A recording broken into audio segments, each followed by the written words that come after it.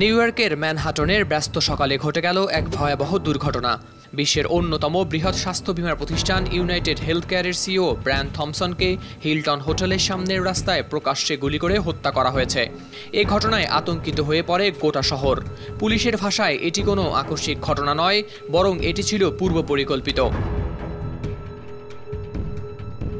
Police সূত্রে জানা যায়, স্থানীয় সময় বুধবার সকাল প্রায় 7টা থমসন হাঁটছিলেন হিলটন হোটেলের দিকে। উদ্দেশ্য ছিল বিনিয়োগকারীদের সম্মেলনে যোগ দেওয়া। ঠিক তখনই এক বন্দুকধারী গাড়ির আড়াল থেকে বেরিয়ে পেছন থেকে তাকে গুলি করে। গুলি এসে লাগে তার পিঠ ও পায়ে। Double million offer Walton fridge কিনে পেতে পারেন 20 লক্ষ টাকা, রয়েছে কোটি কোটি টাকার নিশ্চিত উপহার। গুরুতর অবস্থায় তাকে হাসপাতালে নেওয়া হলেও আর বাঁচানো সম্ভব হয়নি। সিসিটিভি ফুটেজ দেখে পুলিশ জানায়, বন্দুকধারী কালো মুখোশ, ধূসর ব্যাকপ্যাক এবং সাদা কালো স্নিকার্স পরেছিল। গুলি চালানোর পর সে একটি ই-বাইকে চড়ে পালিয়ে যায়। ঘটনার আগে আততায়ী 5 মিনিট ধরে অপেক্ষা করছিল হোটেলের বাইরে।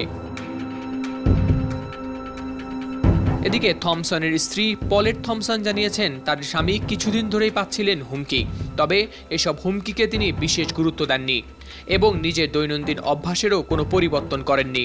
নিউ ইয়র্ক পুলিশ ঘটনাস্থল থেকে 3টি তাজা গুলি ও 3টি ব্যবহৃত খোসা উদ্ধার করেছে এবং সন্দেহভাজনকে ধরতে $10,000 পুরস্কারও ঘোষণা করেছে।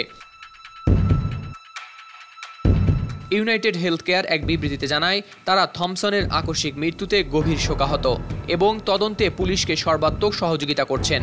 থমসন 2004 সালের প্রতিষ্ঠানটিতে যোগ দেন এবং 2021 সালে সিইও হিসেবে দায়িত্ব নেন। এই ঘটনায় নিউ ইয়র্কের গভর্নর ক্যাথি হোসুল এবং মিনেসোটার গভর্নর টিম ওয়ালস নিন্দা জানিয়ে দ্রুত বিচার নিশ্চিতের আহ্বান জানিয়েছেন। হাওলাদার শামীম, RTV।